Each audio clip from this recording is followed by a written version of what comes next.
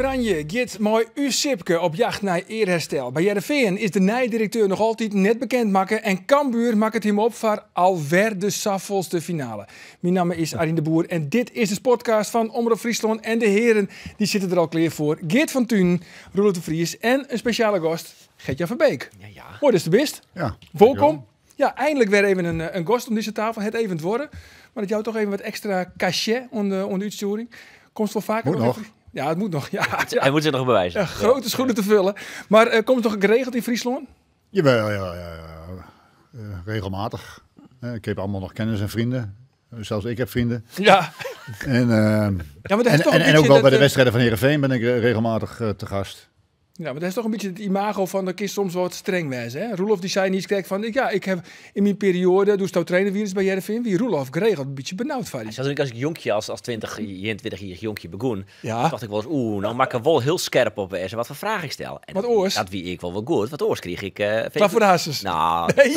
krijg net. Nee, helemaal net. Nee, helemaal net. Maar dat vond ik wel leuk. Dat zie je er wel met een bepaalde spanning op. Maar ik vond het wel leuk dat toen Gert-Jan letter vond wie je bij Heerenveen. Toen dacht ik, nou dit het wat lekkerder of zo. Dus als ik je dan interviewen moest als trainer, vond ik het moeilijker dan toen je geen trainer meer wie bij Heerenveen. De vraag is nou, wiens probleem schetst hij nu? Hè? Nou, mijn eigen Ja. probleem, dat zeker denk ik. Volgens mij had ik geen probleem. Nee, volgens mij niet. Hè. Nee, ik ben niet- probleem had ik nooit west. Volgens mij ben ik niet een trainer die heel clichématig. Dus je moet bij mij wel scherp zijn Ja. op het moment dat je mij interviewt. Hè? Ja. Want ik geef geen cliché antwoorden. Nee. En ik heb ook een hekel aan gesloten vragen. Ja. Hè? Dus dan antwoord ik met ja of nee. Ja. Hè, dus ja, op het moment dat je mij de ruimte geeft, dan kun je met mij volgens mij wel een gesprek voeren. Maar op het moment dat het inderdaad, als je jong en onervaren bent, dan kan ik me voorstellen dat er wel eens wat Dan dreigend kan het overkomt. wel eens lastig wezen. Ik denk ja. dat in het begin ik vooral om mij lag. Ja. Hè? Dat wel, ja. Dat wel. Dan komt ze nou, door wennen ze natuurlijk in Dalfsen. Ja. En er komt net heel vaak meer in Friesland. En ik moet daar graag uitnodigen hier in de podcast. En uiteindelijk heb ik daar oerhellen mij een lunch. Eigenlijk, daar kom ik Ja. toch een beetje op delen. Ja. Ik moest hier naar Een boven lunch? daar voor een lunch. Oh. Maar dan hebben we hier bij de kantine soms wel eens een beetje het probleem. Want dan binnen lekkere broodjes op. Dus ik moest van de morgen gauw nog even bij de kantine moest ik reserveren, broodjes. Wat denkst du nou, Geert? Wat voor broodje ik daar reserveer van Gert-Jan Verbeek? Daar zit wel spanning op natuurlijk. Van ja, dat mag Ja. wel goed wezen. Ja, dat zal een broodje carpaccio zijn. Nou ja, dat dacht ik. Een berenhap. Een berenhap pinda. Het schetste, het gie alle je erom in gedachten. Maar, Gert-Jan, zeg het maar. Ik ben pescatariër. Oh. En dat betekent dus wolfisk, maar geen vlees. Ja, Even. al heel lang niet. Een pescetariër. Echt weer? Oké. Oh. Dus ik ben al heel lang goed bezig voor deze Absoluut. maatschappij. Ja, stikstof absoluut. is aan mij niet... Nee. Nee. Je had absoluut. je BBB stemt. Dus, Nee. dan naar de visboer om een forel en die Nee, er heeft wie een nog wel broodje iets, kwam. maar wat wie nog dan? Vegetarisch. Ja, vegetarisch, hè? Geitenkaas en- Geitenkaas, Ah, lekker. Ja, lekker, man. heel wat oors als het bij het Lekker. Lodewegers. Want bij het Lodewegers, ja, dan klap ik hem misschien een beetje uit de squallen. Ja. Maar die hier gewoon een broodje kroket, hè? Bij het Lodewegers gewoon een broodje kroket. Ja, ja. Kan eigenlijk niet meer in deze tijd. Nee, Andere is dat net veranderen. Je, Andere je generatie. ziet die heeft ook lang bij het Nederlands elftal gezeten. Nou, hebben ze ook weer een buikgriep, hè. Dus ja, dat voedsel bij het Nederlands elftal, dat is... Hier staat ik Kip een Carrey- broodje neem je dan Kip toch mee? Carrey, En Kip Carrey is nou uit het assortiment. Hè? Ja. Nee, dat koe echt net. Dan nog wat oors, want deze podcast wordt wel heel tijd populairder, eerlijk is eerlijk. We hebben bij Omroep Friesland hebben we het vlaggenskip. Dat is nog altijd Friesland Joert, het Nijsprogramma. Maar dat wordt net lang meer qua joggers. Want de supporterschade voor deze podcast wordt echt heel tijd grutter. Wij zijn eigenlijk een groot succes. Dat moest Nou, eigenlijk wel. En ik vind eigenlijk we moeten is wat ook zo. rond van voor de harkers. Oké. En nou zie Dat is altijd goed. Even Ja, een, toch? een publieksactie maken. ik dacht een meet and greet, komende sneun. Maar als je nou een keer hier een rondleiding krijgt door de studio. Ja, Is dat leuk? Ben je helemaal weg? Ja, Ja, fotootje, handtekening. Hoe let? Nou, een Joggen Oeren, maar. Joggen Oeren? Moest Hoor, er Moest nog een geen jongen plaatsjes te draaien? Nee, hoef je geen plaats. Daar heb ik nog Meet wel and een greet. Weet je Ja. wat? Dan regelen we Greet Wiersmek. Meet and greet. Meet and greet. Ja, nou ja. Ja, dat is, En meat. En meat. nou, geen meet voor hem. Hè, Nee, want hij geen dus- meat. dus maar, Maar je hem geen akkoord? ja, nee, ik vind het Komende fantastisch. sneun, Hoe komt Joggen het Oeren. bij, joh? Ja, het Joggen Oeren dan geef je los. Nou, fantastisch. Wij hebben een paar stellingen. Gert-Jan, een paar stellingen. En dan komen we dan letterlijk weer waarom. Dan moet ik je met ja en nee op antwoorden. Zo is dat past mij goed. Ja, toch? Hij Gesloten zei- vragen. Hij is dan niet geleerd. Oké, komt-ie. Mijn carrière als trainer in het betellen voetbal zit erop. Ja. Ja. Geert, Cambuur zal nooit of te nimmer een stabiele eredivisionist worden. Jawel. Termijn. Jawel? Ja of nee? Ja, dan wordt het Oh, dus ja. nee. Dan is het dus een nee. Moeilijk. Oh. Roelof, ik ben heel stiekem jaloers op Sipke Hulshof. Ja. Ja? Je bent wel een beetje jaloers op Sipke Hulshof? Ja. Gert-Jan, eens had Kees Rozemond, het als vastzitter van Heerenveen, hielendal net zo min dien. Hoe zit weer een dubbele ontkenning in? Ja, dit is lastig, hè? Ja, Maar ben- Van nee, zij bedoelt ja, hè? Ja. ja.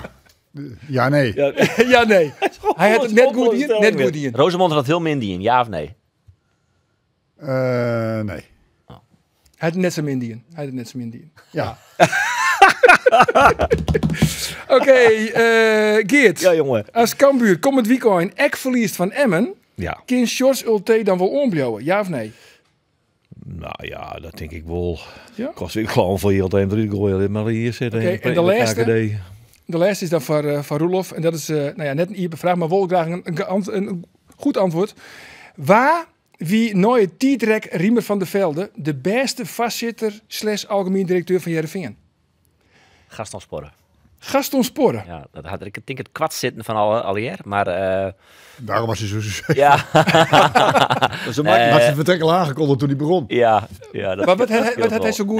goed? Dat wie wel een man die, denk ik, toch een heel soort mensen, op een heel soort mensen een indruk maken. Dat maak je op mij eerlijk zo. Ik weet, hij leeft net meer, dus niks geen kwaad over de doden is er altijd. Maar daar gaat het me net om, hè. Hij zette voort wel iets deel, wat toch hij meestal mooi kregen. Warme persoonlijkheid, eerlijk. En dat is volgens mij binnen echt... Verbinder. Het was een verbinder. Verbinder, ja. Dat zijn echt belangrijke eigenschappen. Hè? Eigenschappen die Robert Veester heeft bij Gelijks net hier. Hij zegt, hier, ik wil goede dingen, maar ik volle minder dan dat bij Gelijks. Nou, en ik zie nog te denken, Ime Kuper had het natuurlijk ik net min dingen. Hè? Dat is wel wat minder een type Sporren, ik minder een type Van der Velde. Maar ik denk dat hij inhoudelijk prima een club als Heerenveen leiden kan. Ja. Wat vies Ik zie jou, toch een Gert-Jan? wat tikkie smalend glimlachje op die gezicht verschijnen. Bij Klopt dat? Kuiper, ja. Bij het noemen van Ime Van Kuiper. Ime Ime Kuiper? Kuiper. Nou, ik heb iemand natuurlijk heel lang meegemaakt. Ja. Eerst als bij het oude stadion nog, waar ik nog speler was hij scout. Oh ja. Ja. En naarmate hij zijn studie had afgerond, ging hij steeds meer ook zich bemoeien met Het juridische deel. de juridische deel Ja, van de club. Advocaat, ja. En uiteindelijk is hij doorgegroeid tot algemeen directeur. En ik heb die overgang natuurlijk als trainer meegemaakt van Riemen naar Ime. Ja. En ja, dat is niet heel soepeltjes verlopen. Dat was moeizaam. Hè? Dus vandaar dat ik ook nadat ik de melding had gekregen dat ik weg moest, heb ik een A4'tje opgeschreven van wat er in mijn ogen, waar ze voor moesten oppassen. Op het moment dat ik zou vertrekken. Het is wel een beetje over je graf heen regeren. Maar afijn, ik vond ook als Heerenveen supporter dat ik toch moest aangeven van hoe alles reilde en zeilde en waar de gevaren lagen. En ik probeer altijd zoiets beknopt te doen. Dus op 1 A4'tje. En Jan de Jonge die kwam een tijdje later ook nog heel eventjes als interim coach. Ja.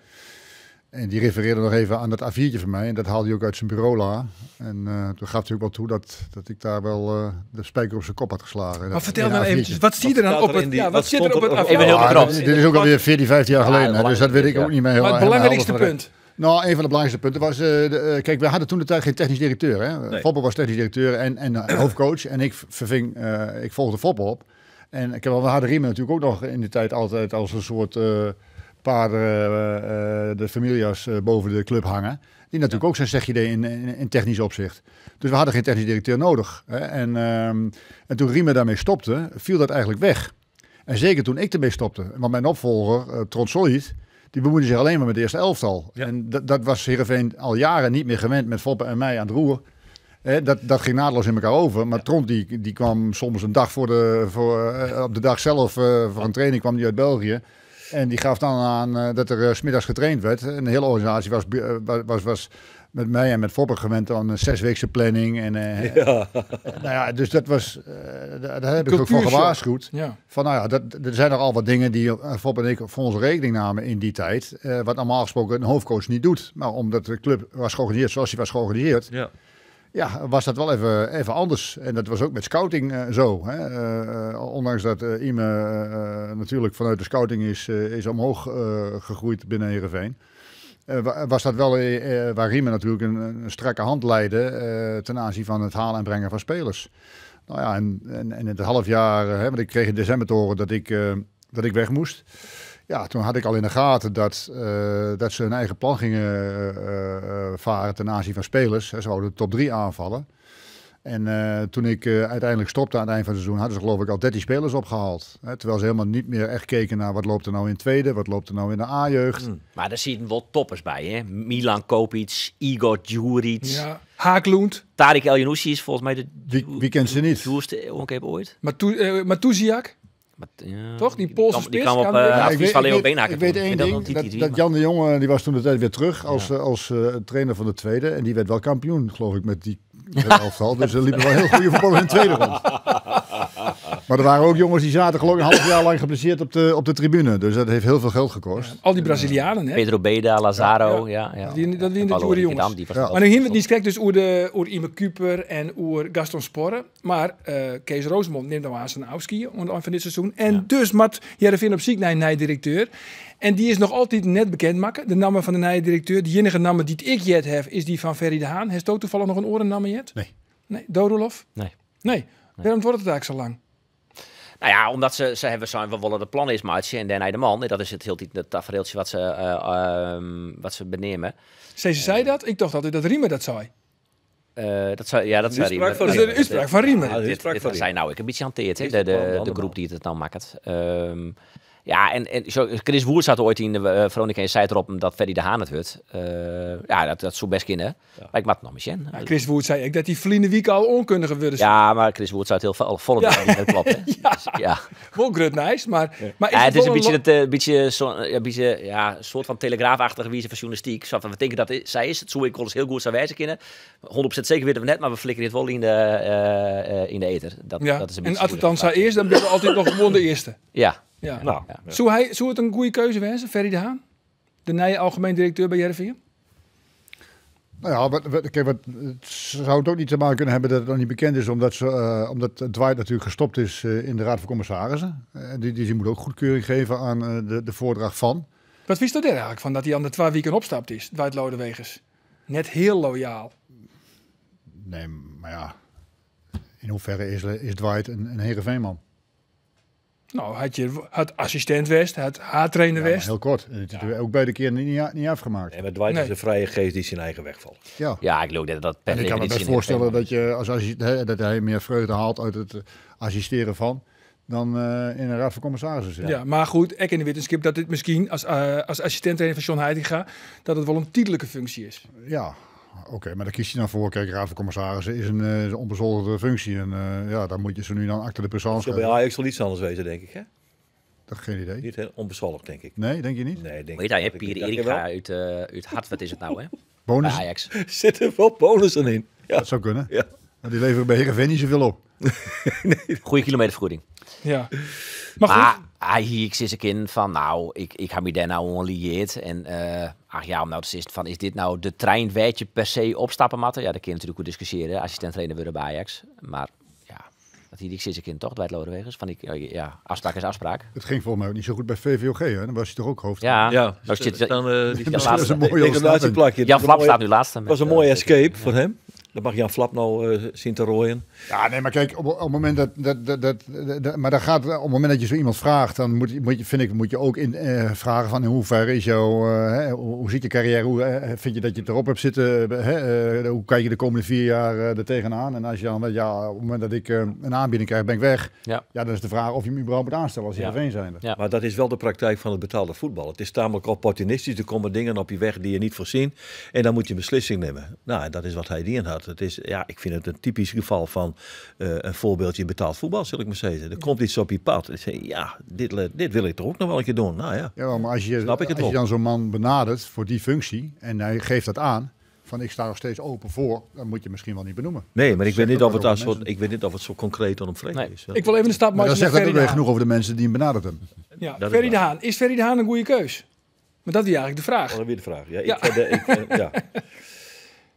Is die vraag aan mij? Ja, of gewoon onder deze tafel. in Nou, principe zeg Ik onder deze ga tafel. al een keer eerder zijn. Nee, ik denk wel dat hij een goede algemeen directeur wijzen kan. Alleen ik vind dat Heerenveen nou echt daar is om in die de uitstraling ik heel erg belangrijk is. Dus net alleen nog maar het bedrijf besturen. Het is maar een MKB-bedrijf wat dat betreft. Dus van voetbalclub, in kans voor Heerenveen. Dat zou die misschien best wel goed kennen. Daar kreeg ik net heel goed een oordeel vellen. Maar ik vind dat we een beetje weer rommatten naar de Riemers en de Foppers van deze wereld. Dat mag ik opbouwen, dat weet ik wel. Maar Ferry de Haan is een Excelsior man. Ik zou graag voor willen dat supporters van Heerenveen dat ik weer graag bij Jaren willen. Dat je dat gevoel krijgt. En Ferry de Haan is toch wel, het is... Hij moet wat empathischer worden. Ik denk dat Ferry de Haan. Want een pluspunt is natuurlijk wel dat hij verstand van voetbal heeft. Ja, ik denk dat hij meer als hij vaak onder. Redelijk zien werk die in had. Maar goed, dan is mij ook vrije kind. Nee, maar van, wat vies je zo dat je noemen? Nou, ik kijk er heel anders tegenaan. Kijk, op het moment dat ik vermoed inderdaad dat hij het wordt, omdat Rosemond heeft op tijd bekendgemaakt dat hij stopt. Er moeten nu beslissingen worden genomen over het nieuwe seizoen, over het aantrekken van spelers, over het verlengen van contracten met technische staf, het verlengen van contracten met spelers. De scouting is volop aan het werk. En dan heeft Rosemond daar geen stem meer in, lijkt mij. Dus dan zou ik zeggen als raad van commissarissen, als ik in de raad van commissarissen had gezeten, joh, wij stellen op 1 januari iemand aan, Rosemond werkt die man in en die neemt op een gegeven moment de beslissingen. Als je iemand van buiten haalt, extern, is er een kandidaat. Dan zou die op 1 januari beginnen bij Heerenveen, want we moeten voor het volgende seizoen de plannen klaar hebben. Hè. Er is een plan, nou dat moet uitgevoerd gaan worden. Ja, en als ze dus geen extern iemand halen, dan zou dat deze ook goed kunnen. Want Ferry de Haan is neem ik aan, van alles op de hoogte. Hè. Ik neem aan dat hij en Rosemond 2 handen op één buik zijn. Of 4 handen op één buik. En lijkt mij het dus heel logisch dat Ferry de Haan het wordt. Of hij daar de capaciteit ervoor bezit, dat kan ik moeilijk beoordelen. Want ik ken niet helemaal zijn takenpakket. Hij is nu ook manager en heeft geen verantwoordelijkheid in die zin. Dus als directeur is dat toch anders. Goed, hij had wel de ondervinding natuurlijk bij Excelsior, want daar combineerde hij die functie. Ja, maar je wilt Excelsior niet vergelijken met Heerenveen? Nee? Hoop ik. Nou ja, ik denk dat Heerenveen wel wat groter is, uiteraard. Ja, dat denk ik ook. Ja, dus er komt wel heel wat anders bij kijken. En volgens mij is hij ook bij Excelsior niet heel lang algemeen directeur geweest, want er was Gudde die naar Groningen is gegaan. Maar in hoeverre is dan, behalve dan dat Heerenveen volle groter is als Excelsior, maar wat voor oren dingen kom je dan tjen bij Heerenveen als je het vergelijkt met Excelsior als algemeen directeur zijn, of had je die functie combineert? Nou ja, het feit dat iedere club een hele eigen identiteit heeft, en zeker Heerenveen met zijn Friese roots, alleen dat shirt al, is natuurlijk wel zo dat de afgelopen jaren behoorlijk getrokken is aan de identiteit van Heerenveen. Hè? Waar staat Heerenveen nou voor? En wie is Heerenveen? En wat zijn de kernwaarden van Heerenveen? Nou ja, hij komt ook uit het westen van het land. Hè? Dus wij Friezen, zeg ik dan, het zijn allemaal buitenlanders die de club besturen. Ja, maar neem dan dus, heeft een oren namen? Neem eens een naam. Waar zou dat eventueel kennen dan? Een echte Fries? Ja, daar kan ik jou op dit moment geen antwoord op geven. Ik heb er ook niet echt over nagedacht, dus je overvalt me daarmee. Dus ik zou het op dit moment ook niet weten. Nee, nou hij toch? Sietsebouwer bijvoorbeeld. Nou ja, Sietse is inderdaad een gepassioneerd Heerenveen-fan. Misschien wel te veel fan om algemeen directeur te zijn. Maar ik heb Sietse leren kennen als een bevlogen iemand die inderdaad het hart op de goede plaats heeft als het gaat over Heerenveen. Hij heeft natuurlijk een onderneming uit de grond gestampt in zijn jonge jaren die dat heel succesvol was. En daar heeft hij heel goed aan verdiend. En hij is nu ook met allerlei projecten bezig. En dat zou wel voor mij ook... En ik vind ook Sietse een hele aardige vent. Dus ook een vent een man die zorgt voor verbindingen. Als ik ben nou een paar keer te gast geweest bij hem in de Skybox. Ja, en daar zorgt hij ook altijd voor dat er mensen zijn waarin hij heel geïnteresseerd is. En die hij ook samenbrengt. Dus toevallig met de wedstrijd Heerenveen-Ajax mocht ik de hand schudden van Slijver, oud Cambuur-voorzitter. Die nodigt hij dan ook uit bij zo'n wedstrijd. En nou, zo'n man is Sietse wel. Hè? Dus hij heeft zijn contact in Friesland. Tori Lauwert vlakbij Van Slijver. Dus, en dus in die zin zou dat misschien een serieuze kandidaat zijn. Maar ik weet niet of ze met hem... Ik heb niet het idee, vol Cisoano, dat ze met hem in gesprek zijn. Rosemond is het Sint-Wurg in deze podcast nog tasten om van het in het oren te vliegen? Nou, vooruit. Ja, wat is keer? Hij neemt nou Slijver bij Heerenveen. Old Boys Network. Old Boys Network. En Heerenveen die spelen ooit een Europa Cup wedstrijd in Zagreb. Kun je die nog wel herinneren? Denk ik, de penalty van Huntelaar. In het Modderveld. Ja. In dat modderveld. In die vreselijke oude bak wat ze stadion. Kwam met 2-0 achter, werd 2-0 achter, hè? Maximius. Werd 2-2. Met de laatste penalty van Huntelaar. Ja. En die werd helemaal bescoot met vuurenstekkers en dat soort dingen. Daar hebben we Pranjes ontdekt. Ja. Precies, want Dus Pranje scoorde speelde bij de Pranjes tegenstander. Ja, die en dat speelde was bij de goed. En die scoorde. Ja, die was goed. Nou, dat was mooi. En Wij werden overvallen van het feit dat zij toen de tijd al met 5-3-2 speelden. En Pranjes had de hele linkerkant. ja, dat klopt wel. Ja, inderdaad. Hij was, Wisten wij niet... Nee, hadden jullie niet... nee? Maar dat werd wel een succes, want hij trok overwinteren in Wol. Ja. En toen heeft hij de spelers en iedereen zei van jongens, goed gedaan, vrije avond, je doet maar wat je wilt. Nou, dan begint ze te suipen. Gewoon heel simpel uitgezaagd. En ik kom direct op die bar terecht. En wie zitten daar? Jan Rietstra en Wim Schlijver. In Zagreb. In Zagreb. In Zagreb, als gast van Riemer. Want ja, die kon heel goed maar Riemer natuurlijk. Ja, hè. die kaarten 1 keer per week hè, met elkaar. Ja. Ergens in Ja. in Akrum of Ja, in, die ja? kan me kort in. tussenin. Klavias. En wij hebben, ja, en ze Maar toen kwamen- waren ook de besprekingen van samengaan waren ook volop in gang hè, in die tijd. Ja, dat was de Maar Jereveen en Was Cambuur. dat nog eerder? Nee, dat was eerder volgens mij. eerder? Nee, dat was eerder. Hek les nog een verhaal. Nee, dat was iets eerder. Maar die Rietstra en die Schlijver, en dat weer gewoon een goede vriend van Riemer, klaar. Kijk, het volk zag er natuurlijk zin over. Ja, maar dat kan natuurlijk nooit. Maar dat wie gewoon zo. Ja. En die man die zit daar aan die bar. En dat tankte jongen, dat die net al lul. En dan kwam ik daar tussen in te zitten. En ik ken helemaal niet goed over drank. En die man die zei, nou, dat is gewoon zuurtje.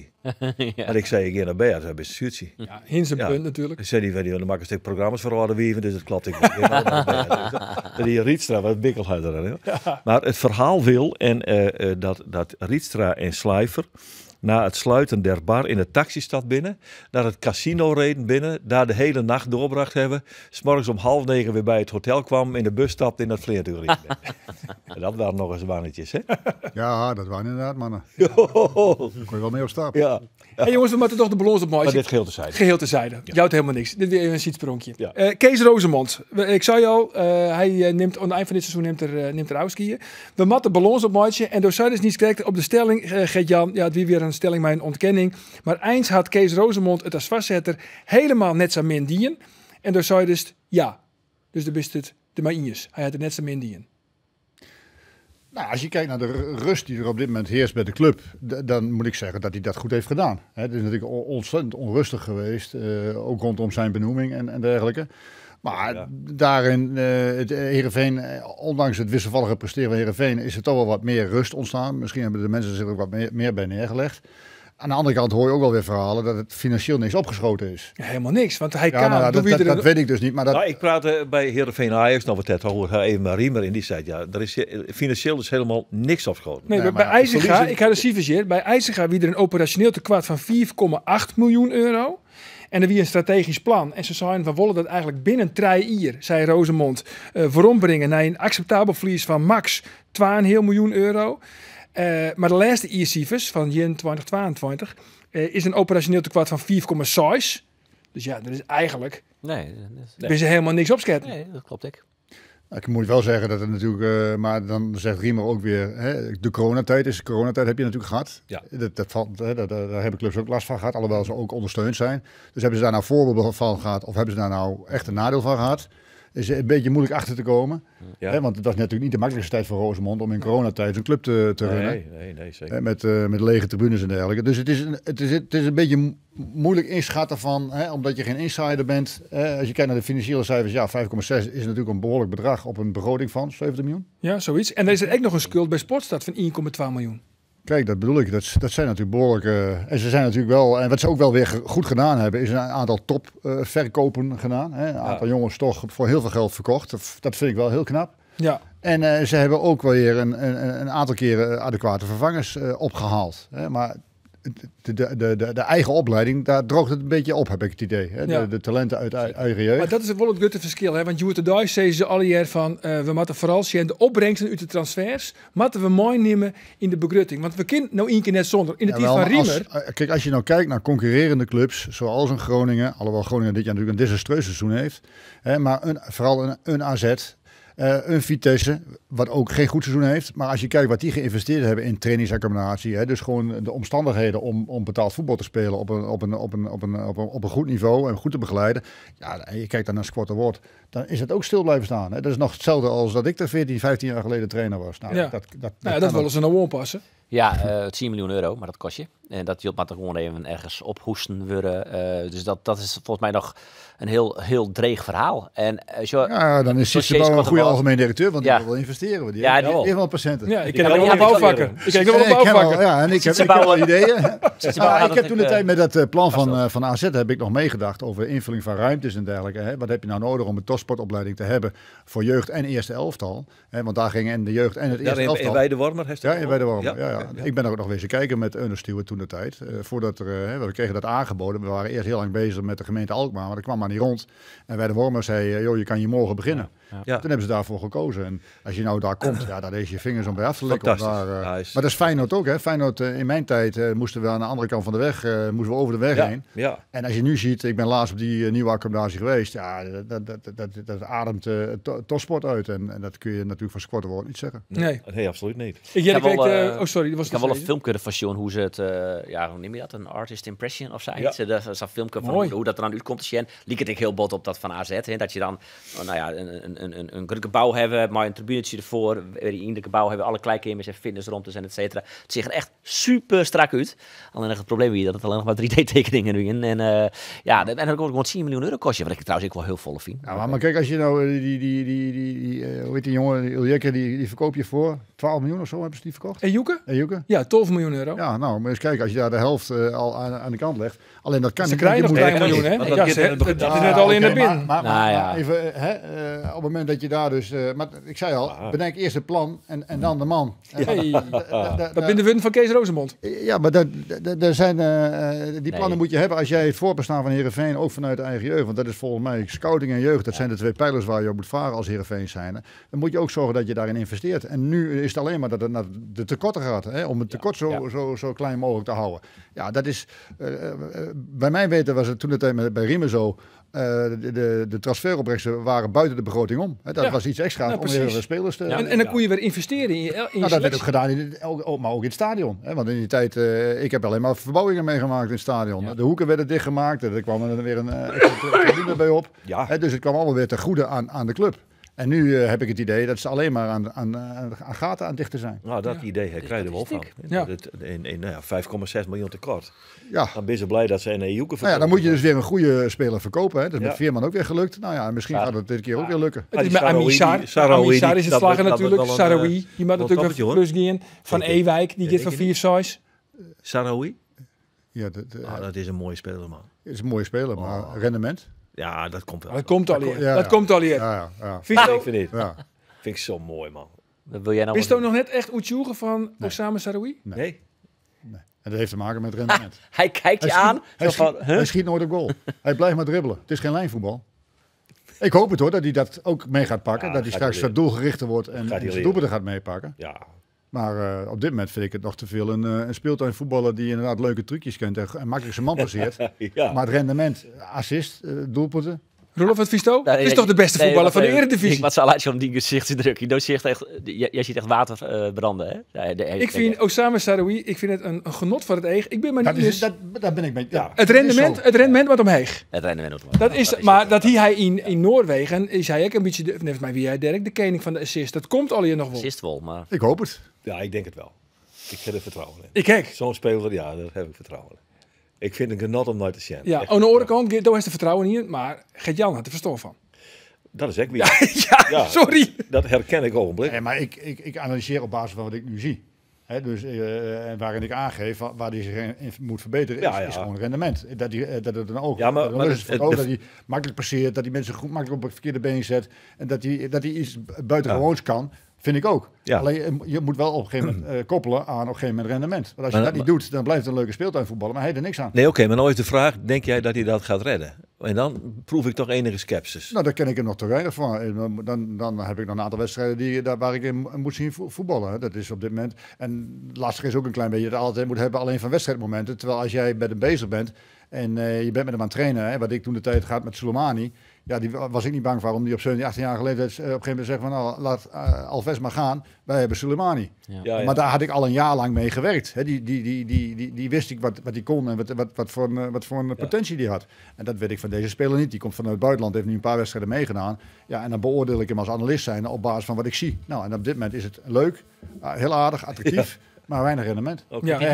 Maar ik denk wel... Hij heeft ook momenten dat ik denk van schiet nou. En dan nog een keer weer kappen. Ja, dan is het moment. Maar zodra je dus de individuele bagage hebt om mensen u te spelen, dan heb je sowieso al een plus. Waardoor je een man meer situatie creëren kan voor de spits. Toch? Dan mat in je vanuit het centrum, mat naar hem dat denk je.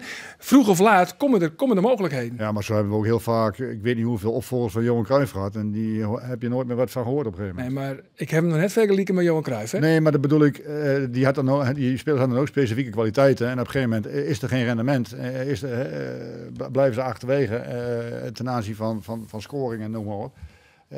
Het elftal gaat er niet beter door voetballen. Ja, en dan haken zulke spelers haken af. Ja. Het elftal wat trouwens ook net beter voetbal in dat wie oranje. Heb je hem oranje nog zo'n jongens, Nederlands elftal? Nee. Ja, ik ging bij een maat van mijn voetbaltje en een biertje, zakje chip en zo. En ik ging er lekker voor zitten. En die is Cambuur supporter. Die snijden daarvoor hier hetzelfde tafereeltje. Margison, Cambuur Excelsior of Excelsior Cambuur. Nou ja, dat wie ik na zo'n minuten of staat 2-0. Kijk, dat is nou. En bij rust, wie dat al 4-0, dit wie dan bij rust 3-0. Ja, dat weet je niet veel van. Nee, de hond van Sipke Hulshoff is nog net echt zichtbaar. Na één wedstrijd, hè? Meteen afschrijven? Het is flauw. Nee, want kist hem trouwens, Sipke Hulshoff? Ik ken hem als assistent van Cambuur, maar niet persoonlijk of zo. Nee, dat kent wel een heel soort compliment. En ik Virgil van Dijk, die zei van, hij is heel duidelijk en tactisch sterk. Ja, maar als ik nou hoor Virgil van Dijk over het 4-3-3. Kijk, dat vind ik zo'n slap van spelers. Vergaal zat er 5-3-2. Vergaal, zo'n trainer. Omarmen 5-3-2. Nou is Vergaal weg. En we hebben nooit echt, voelt ons nooit echt senang bij 5-3-2. Nou, ik zal je wel vertellen. En omdat Koeman 4-3 doet. Nou, Koeman gaat straks ook over op 5-3-2. En dan is het één keer weer, dus dat vind ik ook een slapjaar de eerste klas. Die Van Dijk. Deze aanvoerdersband afnemen. Ja. Dit zijn nogal uitspraken. Ja, maar dat is toch zo. Kom op zeg. Dat is toch gewoon de zittende trainer en vuist in zijn reet stoppen. Kom op zeg. 100 punten. Nee, echt enorme slapjaners vind ik het. Het liep het helemaal nergens. Van Basten had gelijk. Van Basten had gelijk. Bij die analyse van die wedstrijd. Hij moet veel meer betekenen. Hij is aanvoerder. Hij moet de boel neerzetten. En het overkomt hem. Ja. Dan laat Geertruiden laat hij op een gegeven moment verzuipen. En dan staat hij met de eerste goal van bla bla bla bla. Ja, en waar is hij dan? En dan gaat hij woedend kijken. Moet je kijken hoe hij begint aan de wedstrijd. Breed. Iedere keer Geertruiden de bal in de voeten schuiven. Dat doe jij het maar. Terwijl hij gewoon ik hoor Koeman nog zeggen van we hadden getraind. Ze storen met 3 man. Dus dat betekent dat een centraal tegen het middenveld moet schuiven. Hij kan 5, 6 keer in de eerste minuut kan hij het middenveld in. Nee, je speelt op terug op Geertruiden. Juist. Ja, die maakt zijn debuut. Goh, wat een aanvoerder ben jij. En dan valt er een goal. En dan mokken naar Taylor. Van die daar de bal verliest. Ja, kom op zeg. Van Dijk op de bank tegen Gibraltar. In de bel gaat hoor. De eerste ronde zit erop jongens. De eerste ronde zit de box erop. Ja, maar daar kan ik. Tot zover 100 punten. Ja, maar Van Dijk op de bank. Dus vreselijk. Tegen Gibraltar op de bank, Van Dijk. Ja. Nou, tegen Gibraltar kun je dat veroorloven, ja. En sowieso in de vorm die hij steekt. Zoveel heeft hij niet betekend. Na zijn blessure is hij dan weer over. Hij heeft geen vorm. Maar als we dit zo... Ik zit daar zo naar te luisteren. Sjoggen we die... Nee, dat zou dus nee, hè. Maar we sjoggen die net meer waarom als trainer in het Nederlands betaalde voetbal. Want dat is zo bevlogen nog. Het is nou wel mooi hoor. Dit missen wij. Nou, niet meer als veldtrainer. Nee.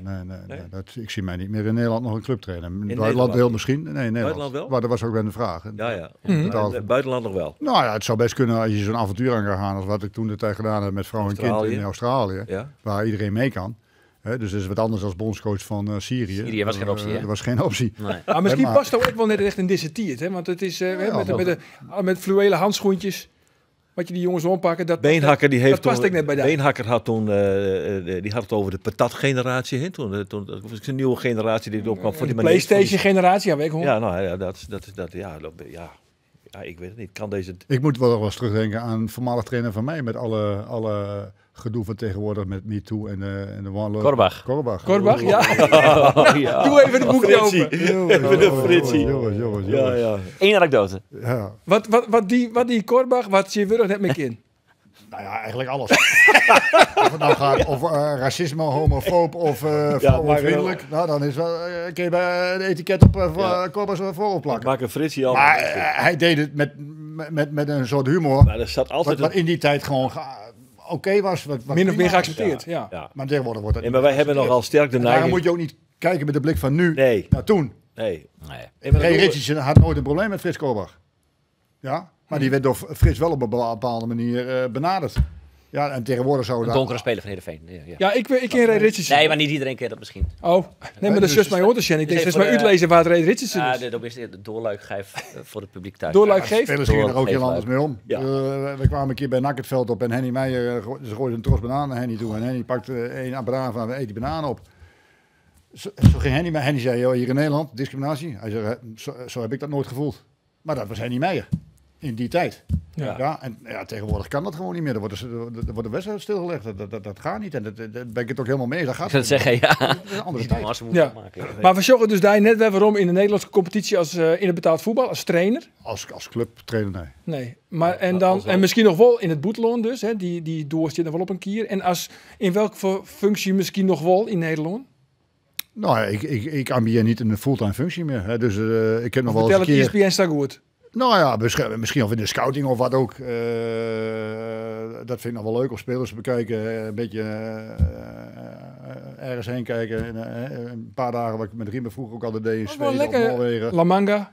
Of La Manga een weekje zitten. Nou, daar zou ik best voor openstaan. Maar Bij niet meer fulltime. Heerenveen. Voor Heerenveen. Nou, niet alleen voor Heerenveen, want ik kan gaan zitten wachten op Heerenveen. Maar als er een andere club komt die gebruik wil maken van mijn expertise, dan ga ik erover nadenken. Dat ligt Maar heeft er aan nog wel welke een club gevoel dat Heerenveen misschien zit te wachten op die? Nee, dat gevoel heb ik niet. Hoe kan dat? Hè? Hoe kan dat? Ik heb op dit moment moeite om spelers om te komen. Dus moet ik speciale kaarten voor hebben. Ja. Dus ik sta dan wel bij de 100 helden in de gracht. Maar op het moment dat ik spelers om in wil, word ik geweigerd.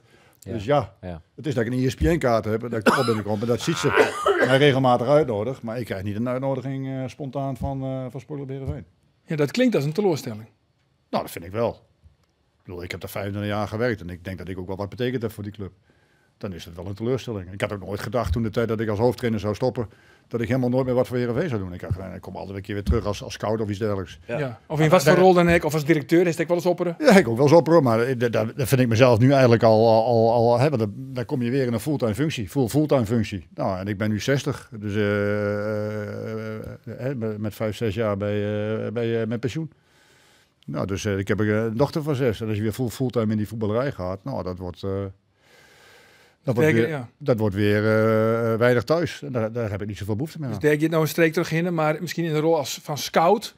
En dan lekker naar de zin en naar La Manga. Ja, er is laatst, hoofdscouting is opgestapt, heb ik begrepen. Die een andere uitdaging aangegaan. En die is geloof ik naar NAC gegaan. Ja, Peter Maas. Die is nou technisch directeur daar. Ja, Ja. maar er is op geen enkele manier dat er contact wordt gezocht of zo. Ze zoeken nu iemand van de Raad van Commissarissen. Ja, nou dat wil ik even vregen hier. Ja. Ook Weet ik net? Nee, telefoon. Niet dat ik het zou doen, maar er wordt ook geen contact gezocht of zo, nee. Ze die noemen wel. Nou ja, als ze het niet hebben, dat zou ook kunnen. Maar dan is er altijd wel iemand bij de club. Kom je wel. Met oud Heerenveen. Ik voetbal nog wel met oud Heerenveen. Als dat het probleem is. Maar dan heeft ik nooit verbinding in die bosken daar in dit hoofd. Ja, dat is wel wat lastig. Dat klopt. Ja, dat is een goed excuus. Dan laten we het daarop houden. Zo vaak belt. Ja, precies. Hey jongens, even wat Maar ons. Samaya wil belly van de Riefcommissarissen. Wat zeg je? Samaya die wil belly. Als er nog geen ziekje van de Riefcommissarissen. Heerenveen mag mij altijd bellen, want ik heb niks tegen Heerenveen. Alles behalve. Ik ben nog steeds bij elke wedstrijd weer. Eerst wat ik naar kijk is wat heeft Heerenveen gedaan. En ik ben supporter in hart en nieren. Ja. Ondanks dat ik ook bij andere clubs heb gewerkt. Ook met veel plezier. Maar ook Heracles heb ik hele warme gevoelens bij. Maar in die zin staat Heerenveen wel bij mij op één. Ja. Maar als ze daar bellen, dan zoekt het altijd oerwagen. Als ze mij bellen, gaan ze een gesprek aan. Ik wil altijd met mensen gesprekken gaan. Zeker over Heerenveen en de toekomst van Heerenveen. Maar hij heeft net het idee dat, nou ja, in dit geval Ferdy de Haan of een Kees Rosemond of zijn opvolger. Bij de opvolger weet je het net. Maar hij heeft net het idee dat Ferdy de Haan daar belling is. Nee, dat gaat hij niet doen. En waarom Dat niet? idee heb ik niet. Nee, ik denk dat ze bang voor me zijn of zo. Of, ik weet Weet je niet. wat Roelof vroeger hier? Als jonkje. Nou, net meer. Ja, nou ja. Dat zou best kunnen. Ja, maar ik ben natuurlijk ook wel dominant. Ik heb een mening en ik ben een persoonlijkheid. Dat is ook niet altijd makkelijk om met mij te discussiëren. Dat is Over zo. bank zijn gesproken. Nou, over bank zijn. Over bank zijn gesproken. Dan moeten wij toch even wat... Die anekdote. We hebben een leuke anekdote. Met Gert-Jan delen met z'n Ja, het wie, ik toch het begin maak een stoot op. ja, is goed. Het wie een boetelonske wedstrijd van Heerenveen in de tiert van Abdelkarim Kissi. En Kissi... ja. En Goeie reactie. Kissi, die wie een Marokkaan en die praat Fransk. En mijn Fransk is net echt geweldig. Je ne parle pas français. Maar uw cameraman, dat wie Jeroen, en die kwam uit Franstalig België en die kon prima Frans praten. En je hem hier en daar, ik weet de uitslag net meer, maar net mij hier je hem verlen. En Kissi ziet de hele wedstrijd op de bank. En Kissi wie chagrijnig. En we moesten daar wachten op de Waromreis vanuit het loon. Ik weet het dus net meer weer. Nou, we waarom naar Friesland. En de cameraman van ons, die rekken aan de praat met Kissi. En Kissi wie strontchagrijnig. En die begon daar, nou ja, hij lei alles op tafel. En hij wie net eens met de trainer, maar hij dus, want Dovi is toen trainer. En de trainer kon er helemaal niks van. En hij was chagrijnig, hij wie lelijk en nog wat. Vervolgens komt mijn cameraman naar mij daar. Hij zou ik een krek praat met Abdelkarim Kissi. Maar die is niet blij. Dus... Arjen de Boer zei, weet je wat wij doen? Wij doen een interview met Abdelkarim Kissi. Maar dan maar stoop, ik praat niet in Frans, dan maar stoop het interview van met Kissi. Nou, dan maar stoop mooi. Hij maakt dat interview met Kissi. Die Kissi die loopt nog een keer leeg. Van de camera. Van de camera. En dat hebben wij natuurlijk uitgestuurd. Althans, een compilatie van het een tamelijk chaotisch interview wat we erom kregen. Maar goed, knippen, plakken en wij zenden dat uit. En een week later moesten wij naar NAC Breda. Toen nog gewoon NAC Heerenveen. En Arjen mee voor de televisie, ik mij voor de radio. En de cameraman is Jeroen. En wij zeiden tegen Jeroen, godverdorie, dit is niet best. Hij zei, wat dan? Nou, wij zei, Verbeek had dat interview, jongen, die is des duivels. Die is des duivels op hij. Hij zei, en het is een woesteling hoor. Hij slaat eerst en praat aan. Hij had op boksen zitten. En we zijn 250 kilometer op die manier met die Jeroen bezig geweest. En hebben we de staren gewoon weer om mijn neus. Ja. En op laatst zei hij van... Ik draai dat interview niet met die trainer. draai geen interview. Geen interview met hem. Maar ik zei, ja, we moeten naar ouder, maar we toch altijd bij de trainer praten. Hij zei, hij op een gegeven moment, Jorek, voor €20. Ik geef jullie €20 voor geen interview met dat je op een week. Maar dat hebben we natuurlijk geaccepteerd. Ja. Ja, daar lullen we niet meer over, maar fantastisch. Nee, maar goed, hij wie dus een beetje benauwd voor hij. Maar dan begon te zuchten bij de namen van Kissi. Wat is er met Kissi? Wat is er met Kissi? Ah ja, kijk, dat is altijd het lastige van een trainer. Je zit altijd in een vertrouwensrelatie met een speler. Maar Kissi was alcoholist. Ja. En dat wist iedereen eigenlijk en wisten jullie volgens mij ook. Ja. En die lag meer met een kater op bed als dat hij op het trainingsveld stond. Alleen dat je kunt niet tijdens... Ik kan dat nu wel zeggen, want het is nou 15 jaar geleden. Ja, dat is heel lang geleden. Maar hij zei zelf, de dokter moest op een gegeven moment bellen met de dokter van Marokko. Want dan werd hij uitgenodigd voor een interland. Maar hij was niet in staat om een interland te spelen. En dan moest hij dus een blessure feinzen, zodat hij niet naar dinges moest.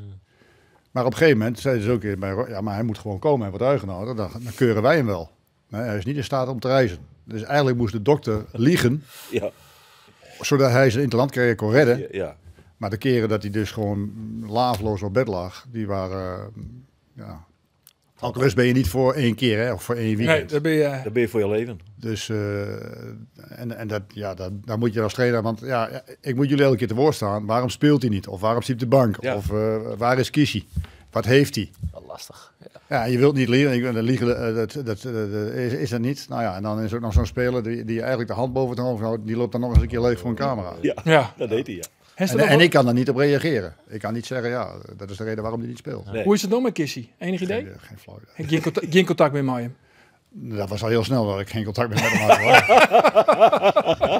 Nou, met zo'n Jeroen vreeg ik in, want die misschien weer... Nee, maar kijk, het was wel een jongen altijd die kon natuurlijk hartstikke goed voetballen. En vertelde ook een waarde voor.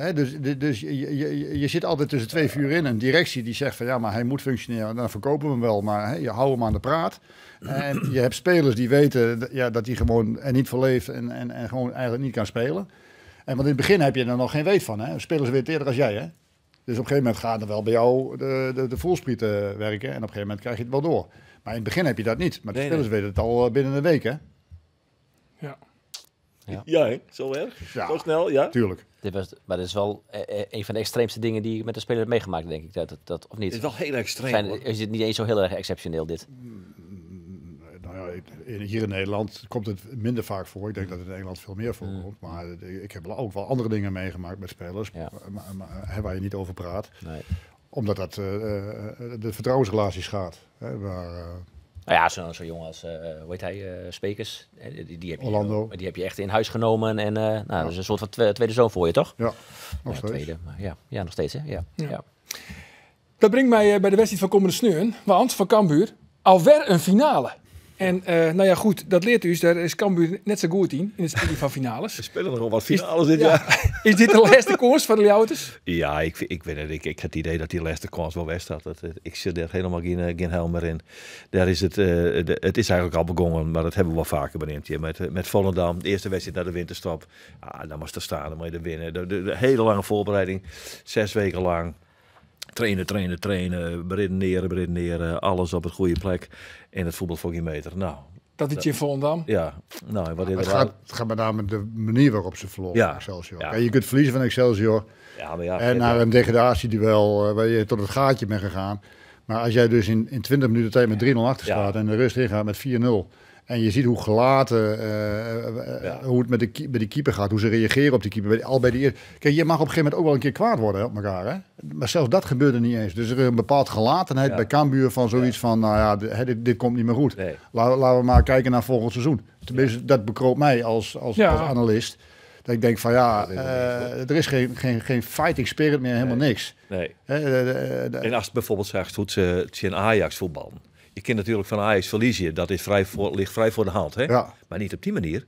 Kom nou even op zeg. Dan gaan we toch godverdorie wel wat doen. Ja, dat had Heerenveen ook. Hè? En Heerenveen flikte precies hetzelfde. Ja. Maar wordt Cambuur ooit een stabiele club in de... Jawel, dat kan Ja, wel. maar nou naar 2 in kan wel. Eredivisie, nou is het weg KKD. Ja, maar ja, ik kan als jonkie van het zien die al op een tribune van Cambuur. Dus mag ik een beetje supporter nog zijn? Ja, dus Ja, een tikkeltje chauvinisme, beetje dat zo. mag. Ja, maar, dat mag. Dus. maar wat denk je toch, Jan? Wordt Cambuur ooit een stabiele Eredivisionist?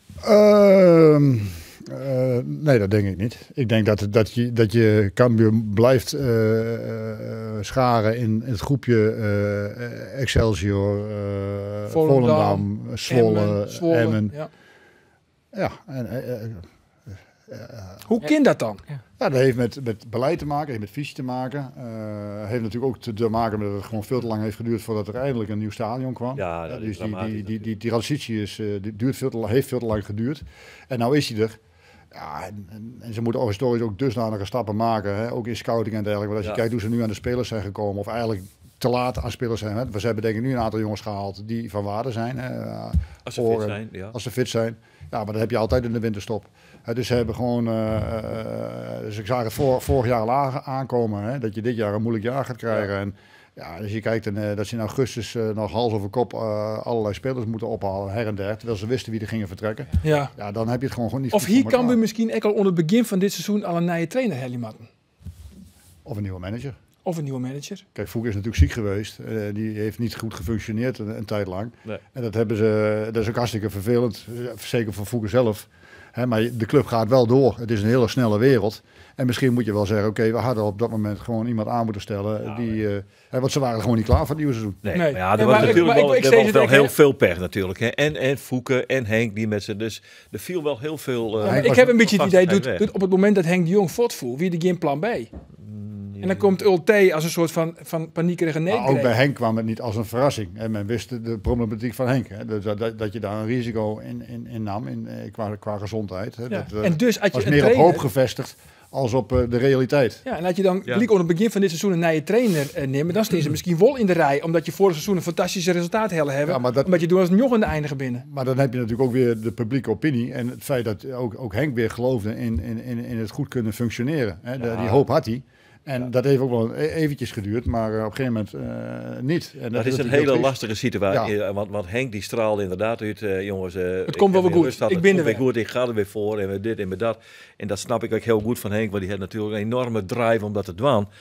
Maar dan is het voor een leiding natuurlijk bijna niet te dwalen om te zeggen, ja maar Henk, wij zullen dat toch niet zitten. We gooien die eruit. We houden hem op en nemen naar je trainer. triest. Henk had natuurlijk ook wel de gunfactor. Hè? Dus dat is ook Absoluut. moeilijk om zo'n beslissing te nemen.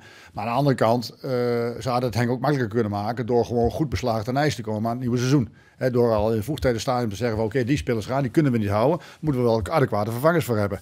En dat kun je ook Nee. bij de club neerleggen dat dat niet gebeurd is. Nee. En daar kun je Henk niet de schuld van Met geven. als gevolg een uitermate rommelige voorbereidingsperiode, waarop op 31 augustus 's nachts om 5 minuten voor 12 nog een jeugdinternational uit Zwitserland moet worden gehaald. Maar als jij als trainer zijnde in de voorbereiding op een nieuw seizoen bezig moet zijn om spelers over te halen om bij jou te komen voetballen, zelfs moet gaan scouten naar het buitenland in een weekend, Ja. waarin je eigenlijk moet bezig zijn met het nieuwe team te formeren voor de competitie, is natuurlijk geen goede situatie. En dat zegt wat over de organisatie, Ja. de professionele organisatie die bij Cambuur heerst. En Ja, maar hoe komt dat dan voor komend seizoen? Want joggetje jongens, die zullen Cambuur verlitten. Want er zijn hier contracten, er zijn hier contracten. En dan komt Etienne Rijnen, die moet het aan zijn oplossen. Dat is op dit stuit de assistent-trainer van PEC Zwolle. Het nul-netwerk, het... dat weet ik niet, want hij is er ook scout geweest bij Zwolle. Maar het is inderdaad, het is ook iemand die inderdaad weinig ervaring heeft en die inderdaad nog een netwerk aan het opbouwen is. Dus dat is wel een groot risico. Ja, dat klopt. Dat ben ik met je eens. Terwijl Etienne een capabel jongen is, ook echt een jongen is die voor verbinding zorgt. Dat denk ik wel. Ik heb hem zelf van Zwolle naar AZ gehaald toen de tijd. Heeft hij niet helemaal kunnen doen. Was net iets te hoog gegeven. Maar ik heb het wel meegemaakt als een zeer aardige, sociale jongen die ook voor verbinding zorgt en een goede sfeer. Ja. Dus in die zin hebben ze daar wel een goede kracht aan. Alleen als die al gepokt en gemazzeld is om dit Cambuur al wel in de eerste divisie. Dat is misschien zijn redding. Hè, dat hij vanuit een situatie eerste divisie zich kan ingroeien in een rol als TD of technisch manager. En dan goed beslaagd aan ijs komt op het moment dat ze weer promoveren. Ja. Want ik ga er wel vanuit dat Cambuur in staat moet zijn. En zeker omdat het nieuwe stadion aanstaande is. Dat ze net als Heracles en Zwolle dit jaar toonaangevend zijn in die KKD. Ja, maar ook is het dus nog minder meer van u dat ze degraderen. Cambuur redt het net meer op. Nee, dat heeft niks te maken. Dat heeft meer te maken met de wijze waarop ze van Excelsior verloren. Ja, als het feit dat je nu zegt van ja, maar er zijn nog echt wedstrijden. Er zijn er 24 punten. Ja, dat is allemaal mooi gelul. Als je zo makkelijk de strijdbel begraaft, dan is het over en uit. Ik bedoel, ze hebben 17 punten. 16, 17 punten? 16. Dus als ze winnen van Emmen, dan is het maar Emmen nog 2 puntjes. Ja, nee, je kunt wel kijken naar, maar je moet kijken naar het totaal aantal punten. Ze moeten minimaal 32 punten halen. Dus dat betekent dat ze nog een keer zoveel punten moeten halen als ze nu hebben. Hebben ze 32 nodig voor plaats 16? Is dat vaak 32? Nou, 34 erbij veilig. Dus dan heb je rond de 30, 31, 32 heb je nodig. Ja. Ja, dat geldt ook voor Emmen. Dus Emmen moet ook zijn wedstrijden wel winnen. Ja, maar op het moment dat je, bedoel, die achterstand, al is maar 2 puntjes. Je kijkt alleen maar naar Emmen, maar ik zei al, je moet naar 8 wedstrijden kijken. Ja, dat is exact. Dan kijk ik het programma niet helemaal uit het hoofd hoor. Welke club het. Volgens mij heeft Emmen nog wel een vrij zwaar programma. Een zwaar programma, ja. Cambuur ook, hè? Maar Twente nog, Twente het uit, nog Feyenoord, het thuis. nog Twente, het nog Vitesse. Ja, jongens, we praten over. Dat binnen al je, dat wordt niks. Het is gewoon Groningen al uit. Zeg Of je? hebben we het hier niet over? Ja, Groningen heeft een... Ja. Nee, hebben we het hier niet. Groningen? Nee. Jammer. Dat is bij de collega's van RTV Noord. Wat we het Wolloer hebben, dat is Jereveen. Want hoe vies nou eigenlijk dat Van Wonderen de Dot? Dit seizoen, ontnota? Vies het leuk om naar te zien, maar je benam Osama Saroui op de linkerkant? Er zijn momenten bij dat ik inderdaad met veel plezier naar Heerenveen kijk. Maar in diezelfde wedstrijd kan ik ook met afreizen. Dan denk ik van hoe is het mogelijk het verval in deze wedstrijd. Ja. Dus het is heel wisselvallig. En daar heeft Van Wonderen nog niet echt stabiliteit in kunnen krijgen. Hè. Ook niet door verandering van spelsysteem. Er zijn eigenlijk alleen maar meer kansen en meer goals tegen. Hoe is het een logische koerswijziging van 5-3-2 naar Fjouwertrijd rijden? Nou ja, kijk, Van Wonderen heeft een bepaalde visie op voetballen. En dat probeert hij over te brengen. En ik denk dat hij van nature toch wel wat de Hollandse school, 4-3, dat hij dat graag wil spelen. Ik denk ook dat Heerenveen dat bij hem heeft neergelegd, dat ze dat graag zien als huisstijl. Nou, daar wil je dan graag aan voldoen. Hè, want op die manier ben je ook bij die club binnengekomen. En ik neem aan dat er gesprekken plaats hebben gevonden. Dus ik begrijp wel dat hij op een gegeven moment naar terug wil. En het was natuurlijk ook wel het commentaar van... Oké, we halen wel punten, maar het is steriel. Het is saai. Het is saai. Ja. Maar ja, dus op een gegeven moment werd het wel minder saai. Maar dat had meer te maken met het scoreverloop. Hè. Uitslagen van 2-2, 3-3 en dat soort dingen. Dat was schering in de inslag. Dus de tegenstander kreeg in één keer veel meer kansen. Heerenveen kreeg ook meer kansen. En uiteindelijk resulteerde het niet in meer punten. En gaan we het ook weer hebben over rendement. En dat is wel wat tegengevallen. Ja. En wat vies eigenlijk van Daniel Karlsbak? De beoogd opvolger van Sidney van Hooijdonk? Ja, wat moet ik op dit moment daarvan vinden? Ik bedoel, die heeft nog zo weinig speeltijd gehad. Ja. Daar kan ik nog niks van vinden. Nee, laten we dan vragen, wat vies van Hooijdonk? Nou, ik bij Jong Oranje. Het er intussen een tredje inlezen. Het een soort kritiek hoorn. Ja. Maar hij maakt wel makkelijk goals. Ja, in de 16 meter is hij levensgevaarlijk. Ja, dus dan moet je een systeem zien uit te vinden waarin hij optimaal rendeert. En de vraag is dat met 2 spitsen of is dat met 3 spitsen? Hij heeft natuurlijk heel erg afhankelijk van aanvoer. Het is niet Alfonso Alves die vanuit het niets een doelpunt kan maken of vanuit een vrije trap. Ja, maar Alfonso Alves wie ik de allerbeste spits die we ooit horen. Oké, nou, Klaas-Jan Huntelaar. Maar die had ook natuurlijk mensen die hem bedienden. Yildirim. Dus, Beek heeft ook ooit in de spits gestaan bij Heerenveen. Ja. die was ook zeer afhankelijk van zijn ploeggenoot. Oké. Ja, dat is altijd wel mooi als je terug hebt naar die tijd. Maar dat is mooi gaan hoe lang dat geleden is. Ik heb het daar nog wel eens over. Maar dan met jongere mensen. En dan zeg ik van, ja, maar moet je luisteren. Wij hadden toen de tijd 16 contractspelers. Dus er zat geen tweede spits op de bank. Dus als de spits geblesseerd uitviel, dan moest je dus schuiven. Ja. Dus dan was ik de meest aangewezen persoon om in de spits terecht te komen. Want bij de amateursvoer heb ik ook spits gespeeld. Dus het was niet zo, de spits is geblesseerd, we doen een andere spits in. Nee, spits geblesseerd, nou dan doen we dan maar de linksback. Ja. Dan met de linksback. Ja. Hij heeft toch wel leuke succesjes metmaakt, Gert-Jan? Ja, zeker. Ik heb zelfs nog een half jaar in de Eredivisie in de spits gespeeld, totdat ik aan daar ook kwam. Ja. Nee, dat is ook zo. Maar ik was natuurlijk niet goed genoeg als spits. Ik kon met Real en Zeilen als linksback kon ik mijn hand haven, maar daar hield het ook wel mee op. Ja. Maar wat vies dan van Hooijdonk? Want Foppe de Haan had je wel eens zo en die zei van Hooijdonk, die zit naast mij op het bankje. Als je een Heerenveen wil hebben wat betaald voetbal, in betaald voetbal speelt en Europees op mee wil doen op de Europese plekken, dan is Van Hooijdonk een prima pinchitter. Ja, daar ben ik het met Foppe wel eens. Want ik denk dat Foppe het zo bedoeld heeft. Ja. Ja, maar hij is intussen, dat zei de van hij is levensgevaarlijk in de 16. Ja. Als je puur zoekt naar de statistiekjes. Kijk, wij hadden toen de tijd een Klaas-Jan Huntelaar of een Aalbeck. En dan zat Van Hooijdonk op de bank. En die kwam er af en toe ook in en pikte zijn doelpuntjes. Ja. Ja. Maar tegenwoordig moet Van Hooijdonk de kastanje uit het vuur halen. En dat is te veel gevraagd. Hij is ook nog maar, ik bedoel, heeft een half jaar, even onder Maurice Stijn heeft hij bij NAC, was hij geen basisspeler. Toen ging hij naar het buitenland. Daar speelde hij niet. Hij komt bij Heerenveen in de Eredivisie. Ja, wat verwacht je nou van die jongen? Hij is 21. Ja, hij zit nog een jong oranje. Ja, dat bedoel ik. Hij zit nog wel op de radar bij Nottingham Forest. Dus dat is een jongen die het vak nog moet leren. En als je deze statistieken overlegt, dat is natuurlijk niet slecht. Ook bij NAC had hij geen slechte statistieken. Hè? Hij scoorde vaak als invaller. Ja. Maar hij is nog niet toe aan 90 minuten en dat 2-3 keer in de week. 90 minuten om een bepaald niveau te houden, waardoor de ploeg beter voetbalt. Bij ons was de spits ook altijd een aanspeelpunt waar die anderen, waar het elftal aan het opgehangen werd.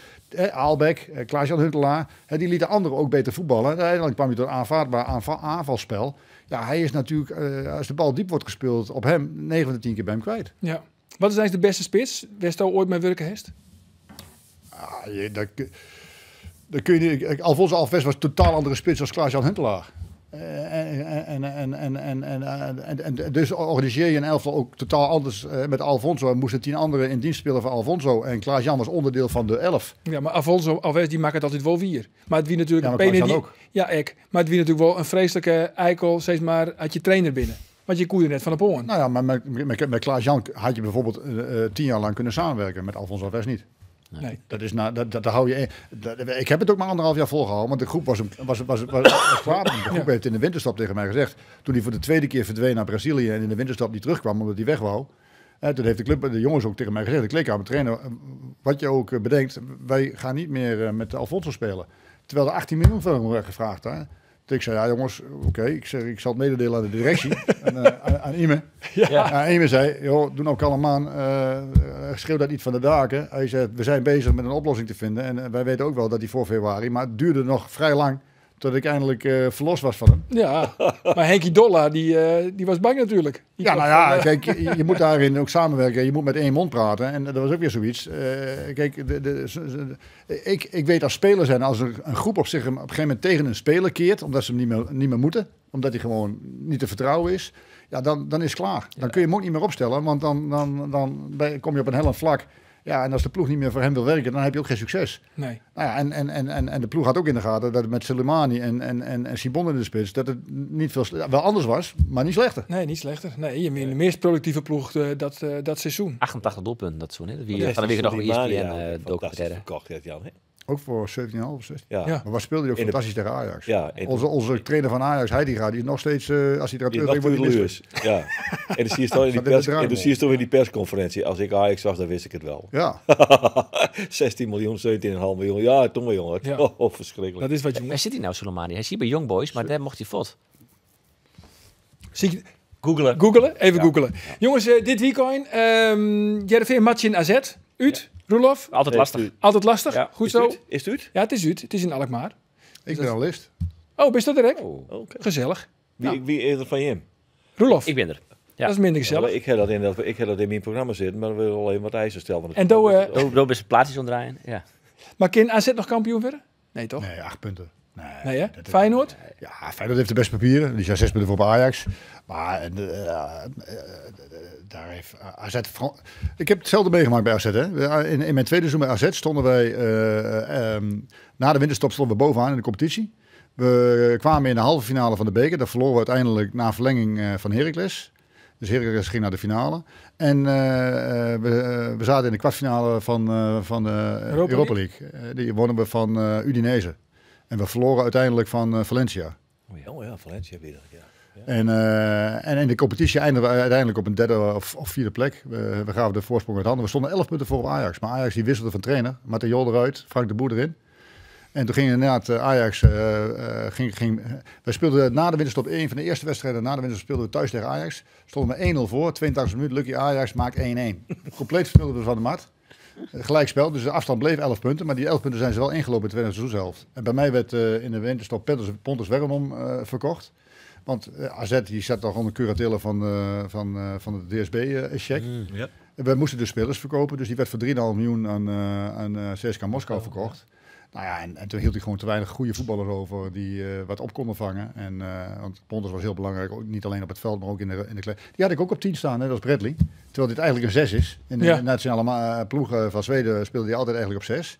Met 2 controleurs speelde Zweden. Maar bij mij speelde hij op 10. En hij had ook in de winterstop geloof ik iets van 10 of 12 goals erin liggen. Ja. Heeft nou eigenlijk alles wel uit die carrière helle? Nee.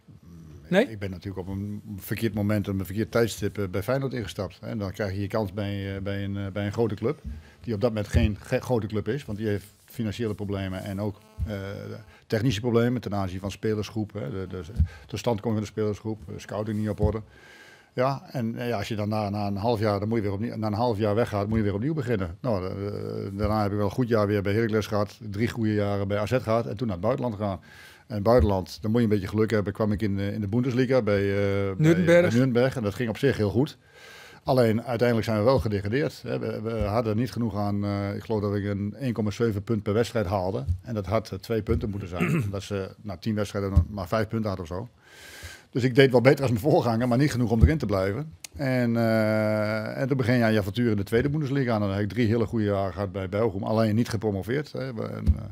Dat was wel jammer. En toen kom je terug in Nederland. En daar heb ik de keuze gemaakt om bij Twente aan de slag te gaan in de Wie moeilijke een verkeerde keuze. Verkeerde keuze. Dat was een verkeerde keuze. Ja, ook weer op het verkeerde moment, in de verkeerde tijd. Ja, maar ik een beetje geluk hebben, denk ik, als trainer, om op het goede moment ergens in te stappen. Ja, oké, maar aan de andere kant, op het moment dat je die uitdaging aangaat en Twente kwam toen voor de 4e keer bij mij uit om daar wat te gaan doen binnen de club. En je kunt als buitenstaander niet vermoeden dat het dusdanig onrustig was bij die club. Ja, natuurlijk was het onrustig. René Haken moest ik opvolgen.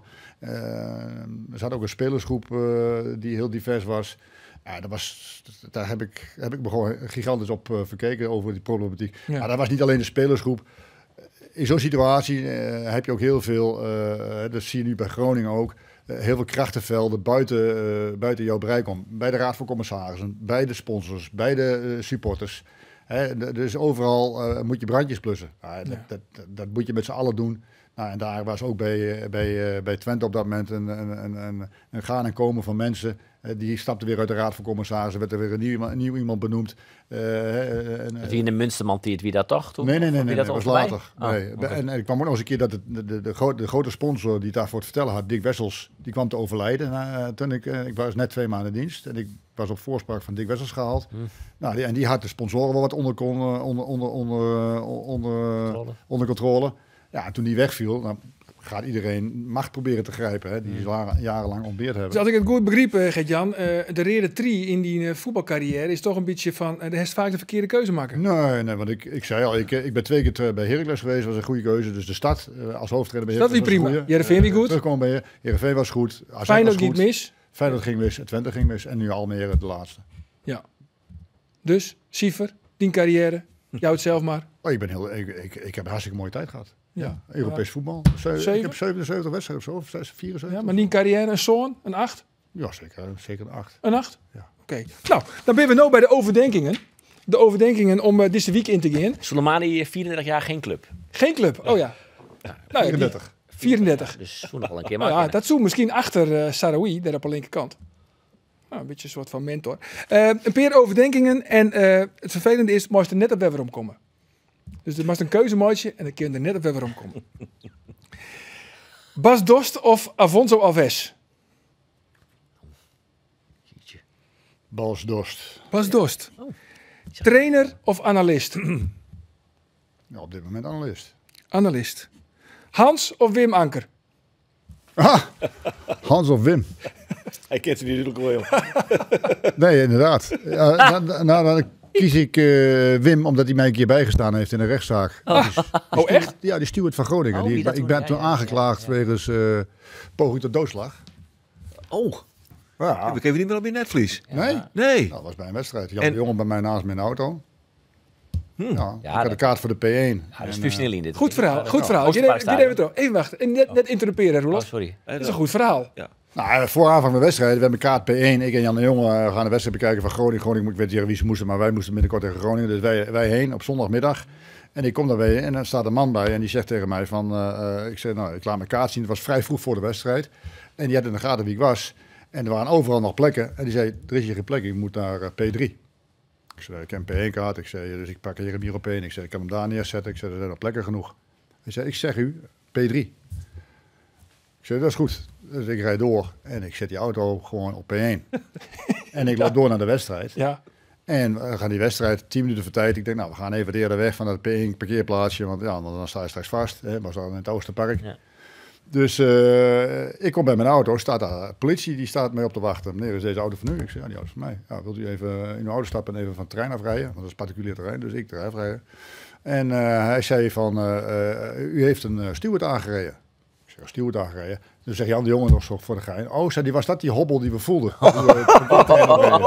Hey, Jan, daar heb je wat aan. Ja. En nou ja, nee, klaar. Maar afijn, ik vertel mijn verhaal, dat we tegenhouden zijn, dit en dat, dus is het zo. Uiteindelijk bel ik, de volgende ochtend bel ik Hans Nijland op. Ik zeg Hans Nijland, ze zo, ja, hij zei, ik heb hier al de hoofdsteward gehad. Hij zei, ik heb begrepen, hij zei, maar lossen we wel op. Op donderdag in het Nieuwsblad van de Woorden, zo'n stuk op de voorpagina. Waar Hans Nijland duidelijk stelling neemt tegen mij. Hij zegt van ja, dat is belachelijk, respectloos. En Nee. ik denk, wat is dit? Wow. Uiteindelijk is er een rechtszaak geworden. Ben ik voorgekomen. En Wim Anker was mijn advocaat. En ze hadden ook een getuige hebben gehad, was een vrouw. Die had daar voor de woning gezeten, daar bij het Oosterpark. Maar die kon helemaal niks zien, want er waren allemaal bosjes. Dus die getuige die veegden we al van tafel af. Uiteindelijk bekende hij de man, dus ik werd er overal van vrijgesproken. Ja? Hij zou ook aan de linker elleboog zijn geraakt door mij, daardoor hij al een half jaar lang zijn werk niet meer kon uitvoeren. Oh.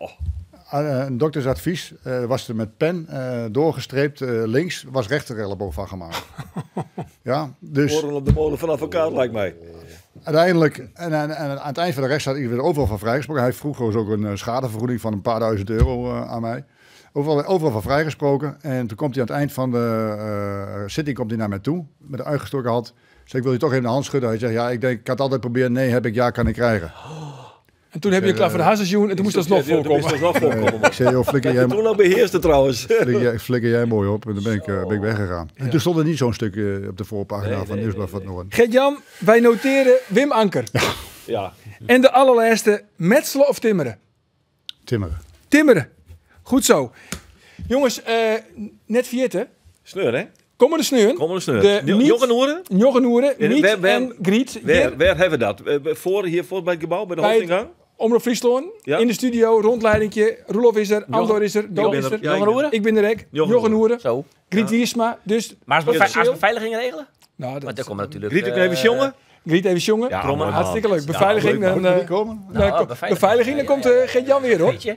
Hartstikke leuk. Dus Leuk, even een man. Een keer oproepje. steward zijn dan. Geert, Ik doe even een oproepje. Op camera Om even. alle mensen die Elke naar rijkoers, deze dat is podcast wel, joggen, die moeten komende sneun om 9 uur hier bij het gebouw van Omroep Friesland wezen. En dan hebben we een meet and greet met de presentatoren van deze podcast. En mijn Griet Wiersma in de Sjons jongen.